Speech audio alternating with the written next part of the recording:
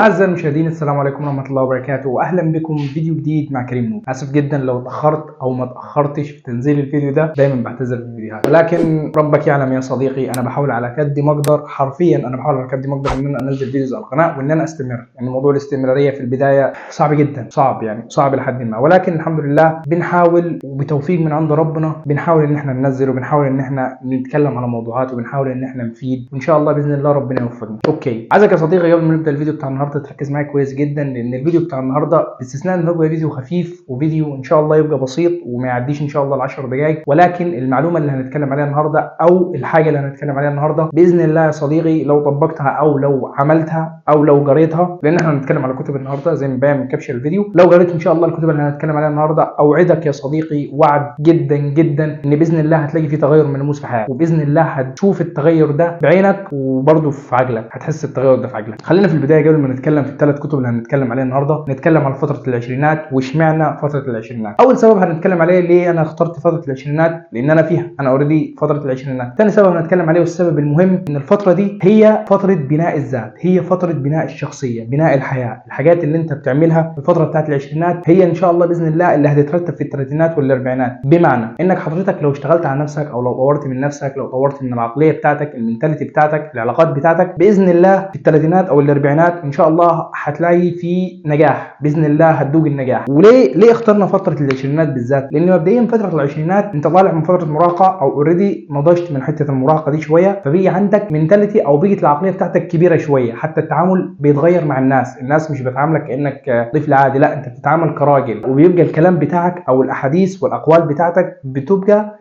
عليك، يعني انت قلت كلمه لا انت تبقى كد الكلمه دي ولازم تعمل الكلمه دي لان انت اتحسبت راجل. دي حاجه. الحاجه الثانيه فتره العشرينات هي بدايه النضج، هي بدايه ان العقليه بتاعتك ترفع، هي بدايه انك تطلع من الجلباب بتاع ابوك او من الحته اللي فيها الوالد او البيت والتربيه بتاعت البيت، وتطلع تشوف العالم الواقعي، تتعامل في العالم الواقعي، تشوف الناس بره تتعامل ازاي، انت نفسك ازاي هتتعامل بره، وازاي تدوق التعامل ده مع الناس، او ازاي تعرف تتعامل مع الناس. وعلشان يا صديقي فتره العشرينات دي يعتبر من اهم فترات حياتك زي ما اتكلمنا او زي ما قلنا في البدايه، ان شاء الله الفيديو بتاع النهارده هحاول اقول لك اهم 3 كتب لازم وحتما ولا بد انك تقراهم في سن العشرينات. مش هتكلم على فوائد القراءه او مش هتكلم على ليه لازم تقرا، لانك انت حرفيا لازم تقرا، بس انت لازم تقرا. القراءه حرفيا هتوسع المدارك بتاعتك، هتوسع العقليه بتاعتك، هتكبر العقليه بتاعتك، هتديك خبرات ناس اللي انت بتقراها، الناس اللي انت بتقراها لها هتقول لك الغلطات اللي وقعت في حياتها، فبالتالي انت مش هتكرر الغلطات بتاعتهم، فانت ان شاء الله باذن الله ممكن توصل من غير ما تعمل الغلطات دي، لان انت اوريدي بتقرا لناس ناجحه، او لو ما بتقراش ربنا يكرمك وتقرا لناس ناجحه، ناس حققت حاجه في حياتها، فبالتالي بتحكي كل الخبرات بتاعت حياتها او كل الحاجات اللي تعرضت لها في الرحله بتاعتها وبتحطها في الكتاب بتاعها. فالقراءه والله العظيم يعني مش عارف اقول على موضوع القراءه، ولكن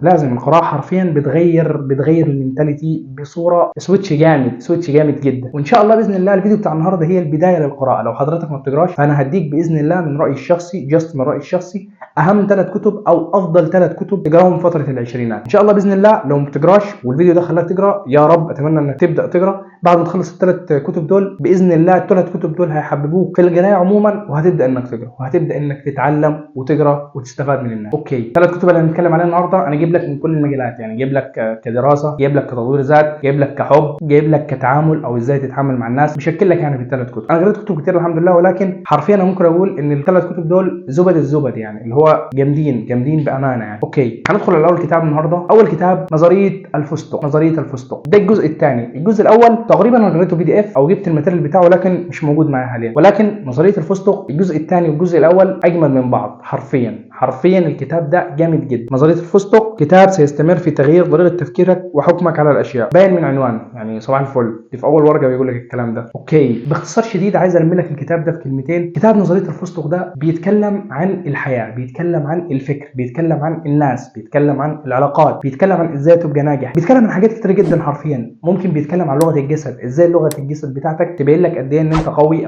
او قد ايه ان انت لا محتاج انك تلعب في لغه الجسد بتاعتك، او محتاج انك توضح لغه الجسد بتاعتك اكتر من كده. بيتكلم في انك ازاي لازم تحتاج منافس في حياتك، يعني لازم تحتاج حد توصل له علشان تطلع. بيتكلم بطريقه علميه وحرفيا بيجيب تجارب او بيجيب حاجات علميه للموضوع ده. بيتكلم برضه في انك ازاي تاخد قرارات في حياتك، ازاي تاخد القرار الصح في حياتك، ازاي تمشي حياتك، ازاي تغير عقلك، ازاي تعرف ان عقلك بيلاعبك، وعلشان عقلك بيلاعبك لازم تلعبه. الجمله دي قد تبان تافهه او قد تبان ان هي مضحكه، ولكن مهمه جدا جدا. عقلك بيلاعبك، الكتاب ده بيقول لك ازاي تلعب عقلك. هو عقلك بيلاعبك، لعبه. يو نو وات اي مين. الكتاب ده حرفيا الجزء الاول والجزء الثاني اللهم بارك. انا معايا الجزء الثاني، ولكن انت لو قدرت انك تتوصل للجزء الاول اقرا الجزء الاول، يعني دوس فيه على طول باذن الله. الكتاب ده حرفيا هيغيرك. اتكلمنا كتير على الكتاب ده. هندخل في الكتاب الثاني اللي هنتكلم عليه النهارده، وهو اتوميك هابت، العادات الذريه. الكتاب ده انا مش هتكلم عليه كتير لان انا نزلت فيديو مخصوص بيتكلم عن الكتاب ده والشرح بتاع الكتاب ده والكتاب ده بيقول ايه. هسيب لك الفيديو في الاي اللي هنا او في الديسكربشن. طيب بخلاصه، اي حد ناجح، اي حد شايفه ناجح ونفسك تبقى زيه في حياتك، الشخص ده عنده عادات، ما هو الا شويه عادات متراكمه على بعض. واحنا حياتنا عموما عادات. انت لو خدت بالك هتلاقيها عادات. انك تصحى من النوم، يعني النوم ده يعتبر عاده،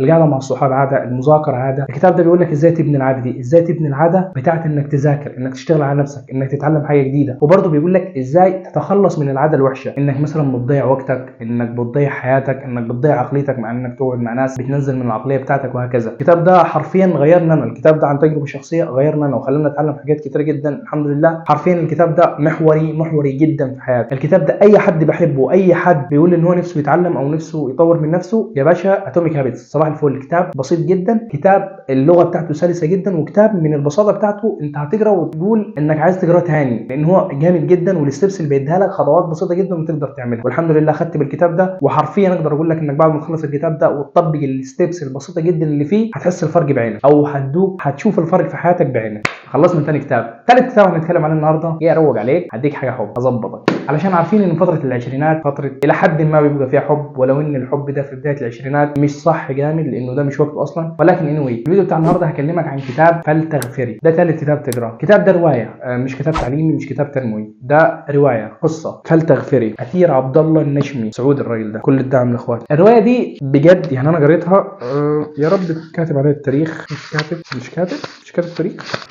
اوه مش كاتب فعلا تاريخ. الروايه دي فيها كميه مشاعر وفيها كميه لف، يعني اللهم بارك، وفيها كميه انكسار وفراق حاجه صعبه، ولكن بتاثر جدا جدا، وحرفيا انا حبيتها. الروايه دي باي ذا واي هي لها جزئين. في جزء الكاتب بتاع الروايه بيتحدث باسم البنت او اللي هي البطله، يعني الروايه ماشيه على لسان البنت بتقول رحنا كذا وجينا من كذا وحصل كذا لما جت تقدم لي وعملت كذا والكلام ده. الجزء الثاني اللي فيها بقى، وبالصدفه اكتشفت ان هو الجزء الثاني ده اسمه احببتك اكثر مما ينبغي. دقيقه اهو الصدفه الجميله جدا اللي اكتشفت ان الجزء ده هو الجزء ده، ولكن فلتغفري على لسان البطله او العكس، يعني انا فلتغفري على لسان البطل، احببتك اكثر مما ينبغي على لسان البطله بتحكي في القصه دي على اللسان بتاعها، هي اللي بتقول رحت وجيت وعملت وسوينا مع بعض والكلام ده. اما فلتغفري على لسان البطل بيقول رحنا مع بعض وجينا مع بعض. هم اعلى ما فيها ان فلتغفري بيقول لك الاحساس بتاع الشاب او الراجل في الموضوع والفيلينجز اللي جواه. احببتك اكثر مما ينبغي بيقول لك الاحساس بتاع البنت او الواحده والفيلينجز والحب اللي جواه، فبيجيب لك الحوار من ناحيتين. الكتابين دول حلوين جدا. لو قريت فلتغفري مش مضطر انك تقرا احببتك اكثر مما ينبغي، ولكن اوعدك انه هيشدك وهتقرا الثاني. انا خلصت، ودول كانوا اهم 3 كتب من رايي للعشرينات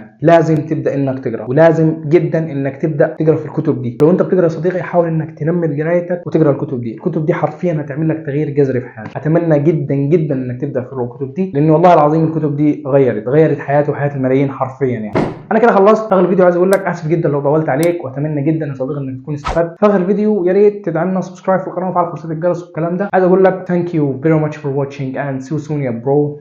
باي.